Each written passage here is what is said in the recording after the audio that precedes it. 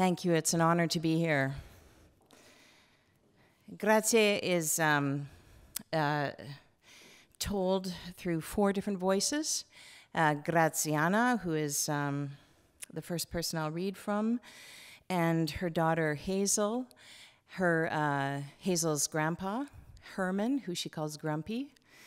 And then the 4th voice is Ivan, the biological father who has died and is now with the beloved. Here is Grazie.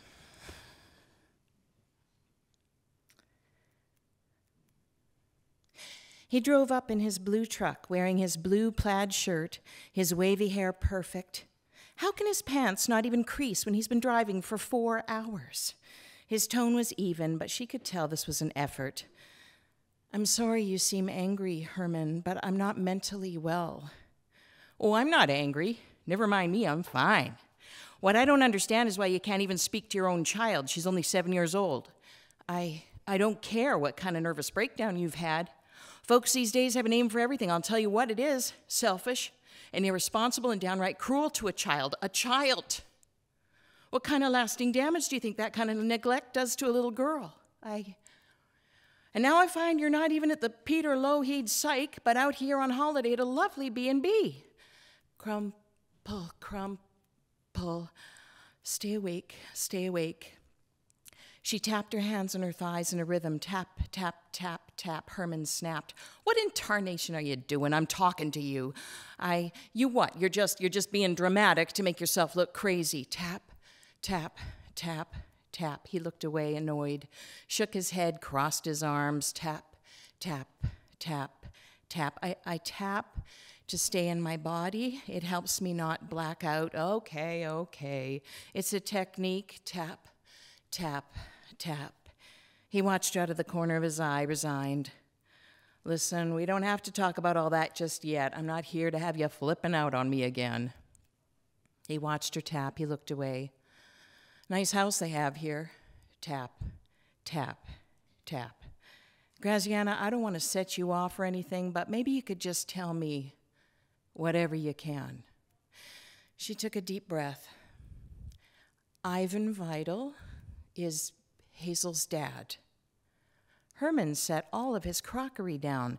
After a moment, he said quietly, well, the way you reacted to the picture, it got me wondering. Now I look at her, Hazel does resemble the guy, but I never put it together before because, well, how on earth did you end up with a creep after all these years later? Why? What possessed you? She straightened out her spoon and fork in a perfect line by her plate. Herman sat back. You don't have to tell me. She smoothed out her napkin. She put her hand back on her thighs. Well, Herman, he showed up at the bike store. It's a long story, but the short of it is Hazel is the product of rape. Herman's eyes got wider than they'd probably ever been since birth. He pushed back from his chair and stood up. He went down the stairs and headed out the door and down the hardscrabble road. It felt good to tell him the truth, like a well-made bed. She stood up from the kitchen table and wandered over to the window to watch Herman. He was talking out loud. He stared out at the horizon. He put his hands on his hips like a winded runner. She vacated the window and set to boiling more water and cleaning up the dishes. Up the stairs he came and sat down in his chair. He looked as though he was about to say something very official or maybe cough, but he remained mute. His eyes reddened. At the loss of knowing what to do, she simply said, "Sorry."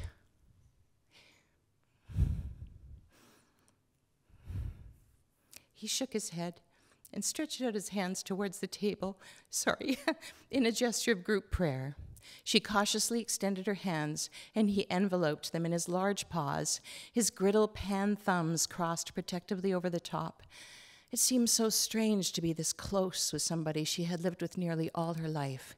She wept while he stayed stoic, and they kept holding hands quietly, beyond the point of being embarrassed. A teacup shoved slightly to the left at an angle that might suggest it would topple, but never did.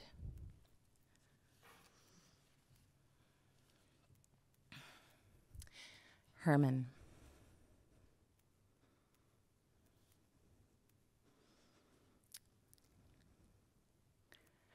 Hazel was quiet as a mouse.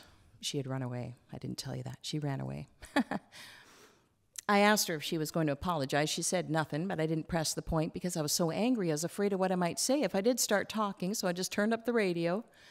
She didn't even complain about my choice of station, and I know how much she hates country. But let me tell you, all I want to do right now is throw my golf clubs in the back of the car and take off to BC and find myself a lakeside cottage and a cold beer. That evening, though, at supper, about halfway through, I noticed Hazel was chewing with her mouth closed. She also remembered to put her napkin on her lap. And then, let me tell you, I nearly fell over. She cleared her plate and mine without having to be asked and set them in the dishwasher. I asked her to sit down at the table, and she did. She looked frightened. And I realized I'd never seen her frightened before, not of me anyway. And this softened me. Hazel, you look scared. Because you're angry with me. Yes, I am. Why do you think? Because I peed on H&M jackets and you had to pay for them? I'll get a job and I will pay you back, Herman. You're calling me Herman now? Well, you're not my real grandpa. Well, this feels pretty real to me. I shouldn't expect you to be my grandpa when you're just Herman, and you shouldn't have to take care of me if you don't want to. Who says I don't want to? I can tell. Well, it isn't easy. You haven't made it easy on me, Hazel. At this point, the little pup hung her head, and I felt bad for saying it. But it doesn't mean I don't want to take care of you. Sometimes the hardest things are the best things for you, like math class or eating your vegetables or reading a difficult book. Taking care of a child is not an easy thing, especially if you're an old fart like me in your late 60s and don't know what the hell you're doing half the time. I made her snort when I said fart. And yes, I'm angry and frustrated, Hazel, but mostly I'm scared. Why are you scared? Well, honey, I'm scared I might be doing this wrong. Doing what wrong? Taking care of you? Grumpy, you are the best taker care there is. It's me. I'm stupid and horrible. No wonder Mom left. Little pup, you are not stupid, and you are not horrible. You are clever. Nobody is like you. So many people wish they were unique, and you can't help yourself. You're so creative, Hazel, and I think you're pretty strong on the inside and the outside. You will find your way. You will. Your mom left. She did. I won't pretend she didn't. I don't want to talk about it. Well, that makes two of us. But it wasn't your fault. And yes, you did use your smarts to do a bad thing. I know you're upset that I lied to you about your mom, and I'm sorry. I just didn't know how to tell you the truth. If you want to call me Herman, well, I'm not going to stop you. If you don't think I'm your grandpa, that's your decision. But I'll tell you this much, Hazel, you are my grandchild. And you always will be. And you are one of the best things that's ever happened to me. I don't think I actually realized all this until I said it out loud. I rather surprised myself at how emotional this made me. I guess I was also tired. It'd been a stressful day. But after I said those words, Hazel decided to forgive me. She came over to the back of my chair, wrapped her arms around my neck, and stood there and cried, kind of hugging the chair and me at the same time. And then as a joke, I guess, to break the ice, I started singing an old Hank Williams we heard in the car in a country twang that Hazel hates, and it made her laugh. Did you ever see a robin weep when leaves began to die? Like me, he's lost the will to live. I'm so lonesome I could cry. The silence of a falling star lights up the perfect sky.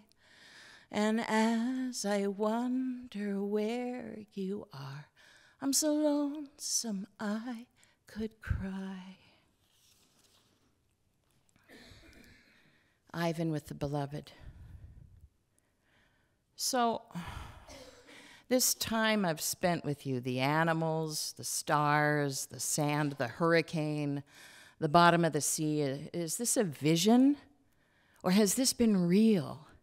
Has this all been a reincarnation judgment day thing, or has it just been my life flashing before me as my psyche dies? Would it matter one way or the other? I suppose not. Is there anything more real than the transformation of a soul? You answer me with questions, you know that's annoying. If we gave you all the answers, that would also be annoying. You know, I like it that you're not a man or a woman. Both are complicated for me. I like it that you're you. Around you I feel clean, like soap and sunshine, clean water, the way a baby will stare at its own hand in wonder, you know, a hot blue sky. Yes, and a smooth stone and song, a sprouted seed, the love between. You know what I really miss about being a human? That feeling of having just brushed my teeth, or stepping onto a dock by the lake, the warm wood under my bare feet. Oh, a good sneeze. The satisfaction of shuffling a deck of cards. The complicated taste of black licorice. Shifting a car into sixth gear. The crack of a ball against a baseball bat. Starting a campfire with a single match. My granny Camilla, the way her lipstick threads up through wrinkles when she laughs. The efficiency of a 10-minute nap. Singing, even though I'm not a singer. Watching LeBron James do a two-handed dunk. Christmas lights. Times, dates, to-do lists. The smell of waffles. Holding a baby duck. Thank you.